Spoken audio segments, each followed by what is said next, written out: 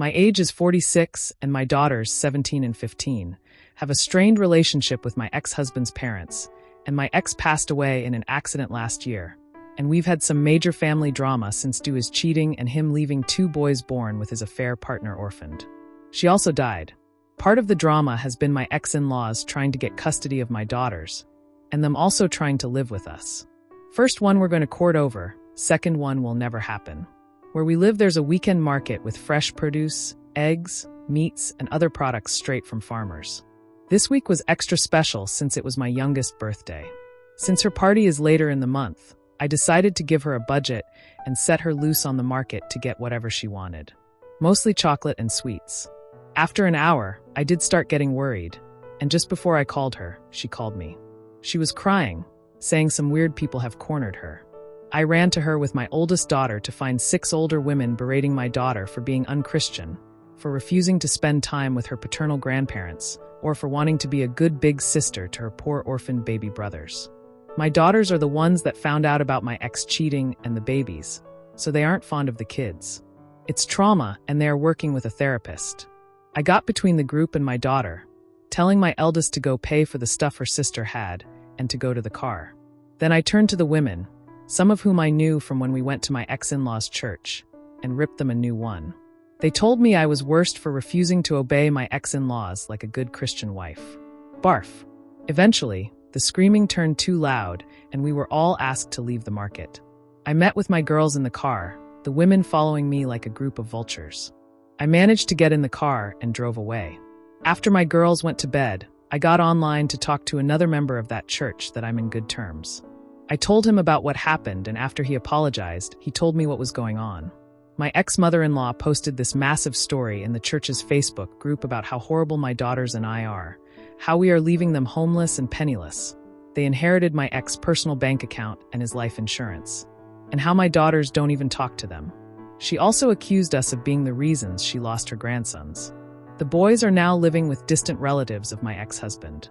Basically, it was a sob story worthy of a Hallmark movie. And of course, they were getting all the love and support from the more extremist members of their church.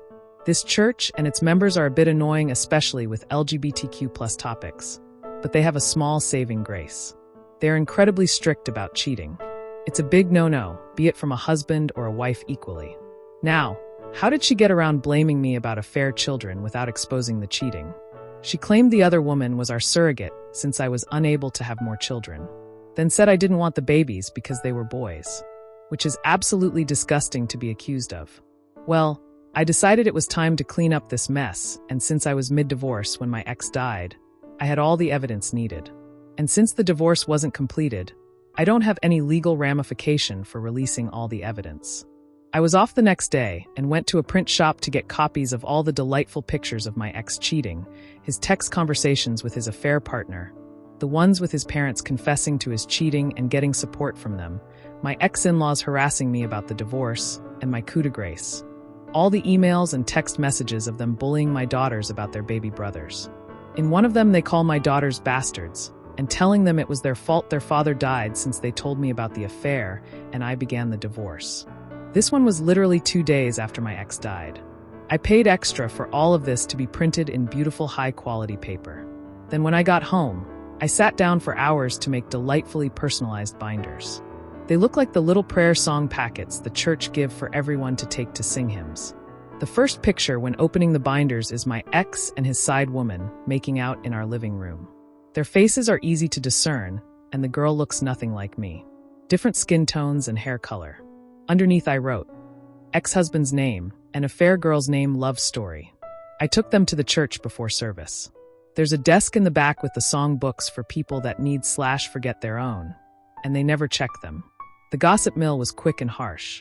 The names my ex and his affair partner got called in the Facebook were so bad the pastor himself had to get involved just to keep things relatively PG-13.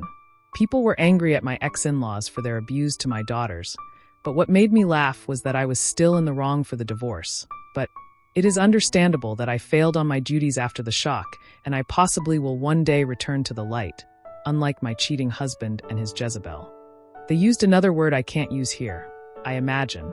I got 2 apology letters in the mail for my girl and an invitation to join the church for support. As for my ex-in-laws, they got shamed into leaving the church. My ex-mother-in-law made a post on her wall about how alienated she feels and how no one cares for the elderly anymore.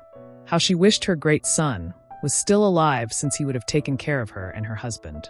With what money? I don't know, since I was the breadwinner. Explanation on the will. My ex-husband had a will that named his parents as beneficiaries. As far as I was aware, he had told me he had named our daughters, not them. I never pushed for me to be the beneficiary, as my own will has my daughters as the beneficiaries, not him.